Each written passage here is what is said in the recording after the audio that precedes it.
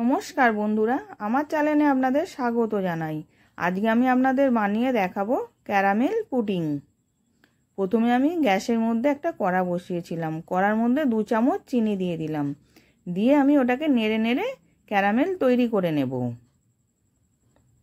এবার নেড়ে নেড়ে ক্যারামেল তৈরি হয়ে গেছে। এবার আমি নামিয়ে নেব।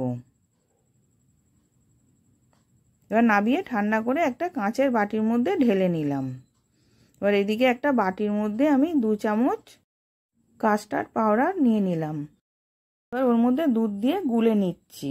এবার ওইদিকে আমি গ্যাসের মধ্যে একটা কড়াতে দুধ জাল দিতে বসিয়েছিলাম। দুধটা গরম হয়ে গেছে। ওর মধ্যে আমি বেশি মিষ্টি দেব না, 2 চামচ চিনি দিলাম। দিয়ে কাস্টার্ড পাউডারটা দিয়ে দিচ্ছি। দিয়ে ভালো করে নেড়ে নেড়ে একটা ঘন তৈরি করে নেব। এবার ঘন হয়ে গেছে। এরকম হাতা দিয়ে দেখুন তুলে দেখাচ্ছি, এরকম ঘনত্ব থাকবে। ওটাকে নাবিয়ে নেব। এবার নাবিয়ে ওই কাঁচের বাটির মধ্যেই আমি ঢেলে নিচ্ছি। নিয়ে ভালো করে সেট করে নিলাম। নর্মাল ফ্রিজে আমি 4 ঘন্টা রেখে দেব। এবার আমি 4 ঘন্টা পরে দেখাচ্ছি।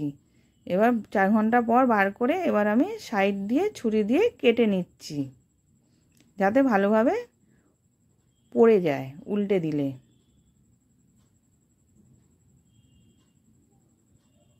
এবার আমি বাটিটা থেকে উল্টে ঢেলে নিচ্ছি। এবার ঢেলে নিয়েছি। এবার আমি কেটে দেখাচ্ছি কতটা সুন্দর হয়েছে।